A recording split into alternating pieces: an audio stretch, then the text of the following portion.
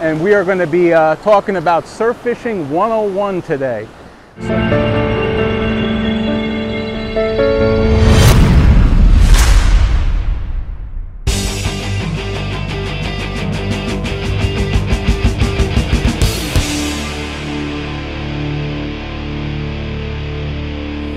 Hi, I'm Andy Block, a fellow member of the Flagler Sportfishing Club, and I'm here today to talk to you about beginners surf fishing. I'm going to go over some tips for you that are particularly good for a beginner, but I'm going to start with the gear. This is an 11-foot rod, and I would recommend getting an 11-foot as a minimum for your rod. And I'm going to go over these things quickly. You can always call one of our sponsors. Go on the club webpage, call one of our sponsors to find out what kind of surf fishing gear that they're selling, and try to support the sponsors. They have great stuff. So this is a spinning reel. It's a Penn 6500, and you don't have to go with a Penn. I just happen to like this. It's about 25 years old. They're bulletproof. I like the spinning reels over the conventional reels. This is a conventional reel. It is much more difficult to master, and when you're just starting out, you don't need the extra hassle of dealing with this. If you want to know some of the bad stuff, I mean, they're great reels, but for a beginner, go on Google and say conventional reel bird's nest and look at the images.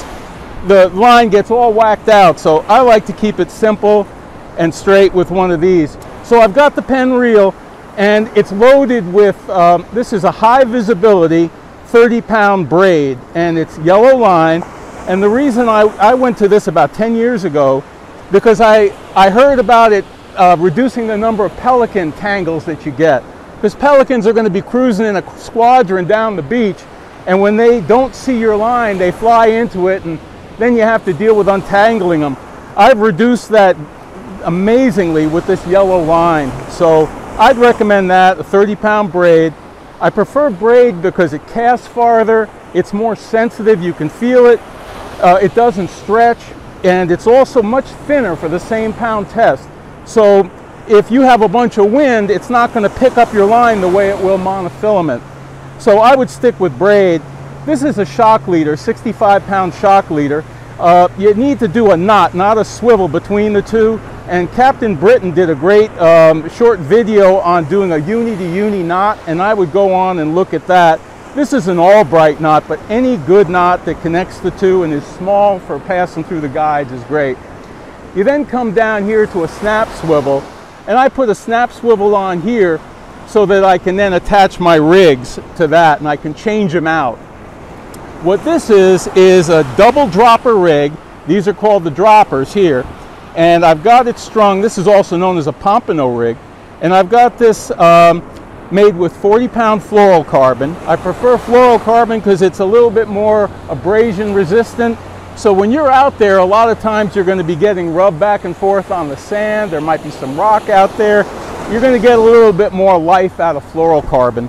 It's also supposedly something that the fish can't see. I've got a 1/0 hook on it, and right above the 1/0 hook, you'll see I've got an orange bead.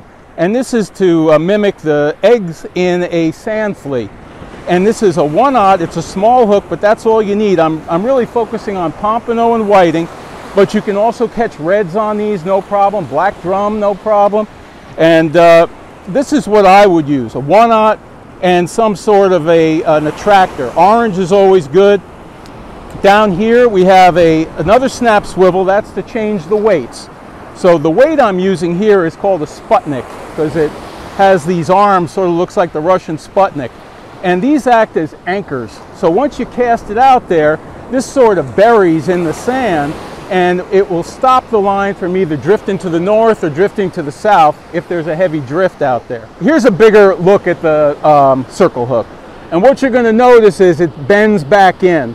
So you would think that you couldn't catch a fish with this, but what happens is fish grabs the bait, and as it's running, it gets caught in the corner of its mouth. It just keeps going. The sand spike is going to hold it. The Sputnik is going to hold it. It's going to run. It's going to go pull up and go right into the corner, so you don't get the gut hooks that you get with a J hook. So there's just a good example of a circle hook without straining your eyes. But we're going to put some sand fleas on. The beautiful thing about the circle hooks, and I want to go back to that for a second. Circle hooks they'll hook the fish for you. You don't have to set the hook. If you go to set the hook, you often will pull the hook out of the fish's mouth. Avoid that at all costs too. Just back up, pick it up, back up and reel. You don't need to set the hook. You'll lose it if you do. Don't jerk it all. Be smooth, be smooth. Also try to keep your rod tip down when you're reeling. You're going to notice how long this handle is. Well, I'm only putting it down about 6-8 inches. So it's way up here. I've got extra height for the reasons I talked about, but also this is going to tell me if I'm working and say I'm getting some bait somewhere, I'm talking to somebody, I'm baiting up on another rod. If I get a big fish, hits this, what's going to happen is he's going to pull forward, it's going to spring back usually and drop down. So when that happens, I may hear it hitting the top of the sand spike. If I don't hear it, I'm going to look over, I'm going to look at my rods and say, why is this rod down to the reel? It should be up here. I better check it out. The higher it is, the better. For one thing, you'll avoid those waves. Another thing you'll avoid, if it's a rough day, the water's going to come in, it's going to splash, it's going to come up, and it's going to get into your reel. Now, none of the reels, unless you start going into the big bucks, you know, $800, $900, $1,000, are going to be waterproof. So you're going to be getting salt water, which is, you want to keep your reel away from salt water at all costs, but worse than salt water is the very finely ground sand that's in that water.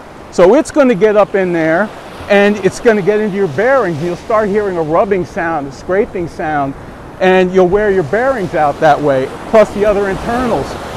So you want to keep your reel out of the water at all costs. You want to keep it off the sand. Don't ever lay your reel down, your rod and reel down on the beach.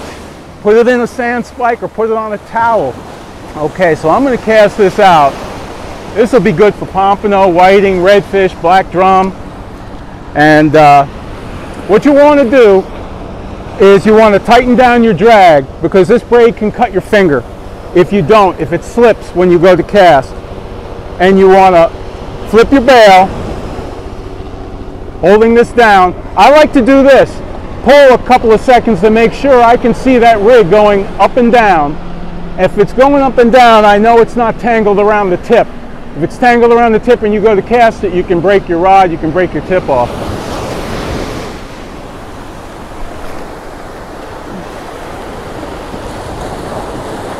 Okay, so we're out there. I'm going to close the bail with my hand. So I'm going to continue to reel to take up the slack. And I'm going to put this in about 6 inches. And look at the tip. See how it's bent? It's also, the rod holder, the spike, is facing the ocean just a little bit. And that's because when I reel it in, if it's straight up and down, what's going to happen is if there's any wind, my rig is going to start to spin around my rod. And when it spins around my rod, I have one more thing I have to untangle. Unnecessary. If you tip it a little bit, that won't happen. So we're all set. This is set for catching fish. I hope that this has helped you.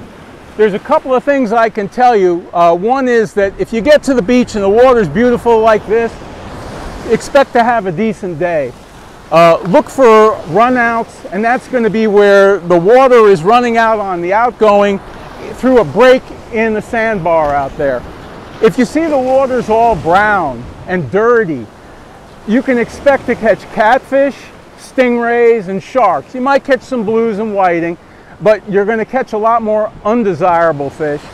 If it's very weedy out there, you're going to have a real difficult time with the weeds getting on your rigs. So very often you only can fish one rod if it's weedy, and if it's super weedy, it's more fun just not to fish that day. So the tides, I'd love to be able to tell you that the incoming's always the best or the outgoing's always the best, but there is no always the best. It changes all the time. You have to be out there. But that's the beauty. It's great being out here. This is my favorite kind of fishing. So hopefully this has helped you. Hopefully you can click you like it on YouTube, and if you hit the bell, our club's the quick tips videos will come into you when they're published. Thanks for watching.